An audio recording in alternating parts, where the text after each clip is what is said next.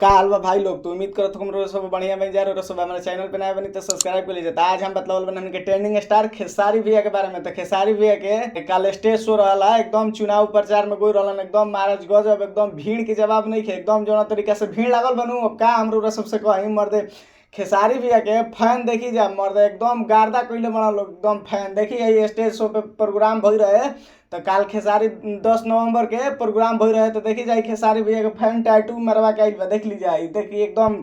मर्दे खेसारी भैया दिल जीत ले बना एकदम सब कोई के दिल पे राज करे वाला खेसारी ट्रेंडिंग स्टार खेसारी भैया हमने के खेसारी भैया के आजो स्टेज शो बा 11 नवंबर के। मर्दे का दोसर जना बती है मर्दे खेसारी भैया के तोहरे बस के बात बा मार्केट से गिरा देबो ए मर्दे तू ना बोलब तो उनकर फैन फॉलोइंग के कमी बा। मर्दे खेसारी भैया के दबावे खातिर दूसरा जन्म लेवे के पड़ ठीक बा। मर्दे ए मर्दे 10 नवंबर के उ गाना आई रहे टीजर गुलू गुलू गाल एकदम मर्दे बरा 11 तारीख है बरा फाइनली गाना रिलीज हो गल बा एकदम जाई जा रसो देखी जा एकदम गार्दा कर दीजिए मर्दे लगा ठीक बा।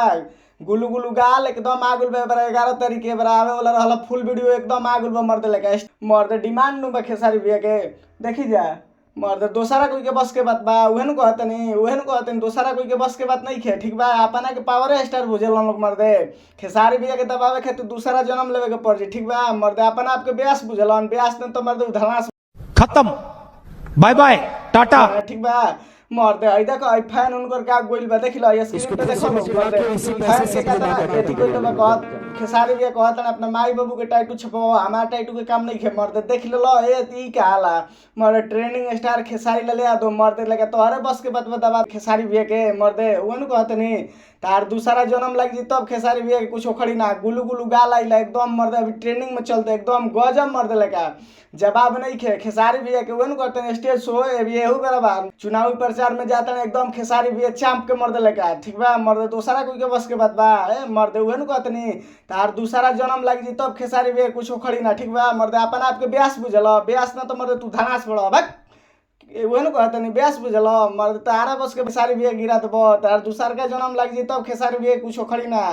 मर्दे ब्यासे बुझल भाई मर्दे का बोती है पवन सिंह चाहे कौन सिंह मर्दे लगा वहाँ लोग के बस के बात पे गिरा दिए खेसारी भैया के वहाँ लोग के दूसरा जन्म लग जी तब खेसारी भैया कुछ खड़ी ना ठीक बा। उहे कहतनी मर्दे अपन आपके ब्यासे बुझल भाई मर्दे देखो ये स्टेज शो पे गार्दा कइले बने मर्दे लगा दूसरा कोई के फैन फॉलोइंग के बात बतिया तो मर्दे तो उहे कहतनी तोहरे बस के बात पे मार्केट से गिरा दो खेसारी भैया के उहे दूसरा जन्म लेवे के पड़ जी तार खेसारी भैया के मार्केट से गिरावे खातिर भाई मर्दे ब्यास बुझल ब्यास न तो मर्दे तू धनास बड़ खेसारी भैया के तोहरे बस के बात में मार के से गिरा दो तार दूसरा जन्म लग जाए देखो गुलू गुलू गाले बरा आइल एकदम फुल वीडियो आ गल बा मर्दे जाई जा देखी जा एकदम रो सब हमारे चैनल पे कमेंट करके बतलाई जा गुलू गुलू गाल कैसन लागल एकदम डेंजर बाकी नहीं खेला गल मर्दे लगे दोसर जना का बती है अभी एहू बेरा स्टेज शो हुए हरियाणा में चुनावी प्रचार में जाते हैं एकदम चाप के मर्दे भीड़ कर लो एकदम तो हम लोग के मर्दे लगे खेसारी भैया के दबावे खातिर दूसरा जन्म लेवे के पड़ जाए मर्दे देख लो 10 तारीख के 10 काल यानी कल स्टेज शो रहे एकदम देखी जाए भीड़ भीड़ के जवाब नहीं खे मर्दे लगे का दोसर जना बतिए है मर्दे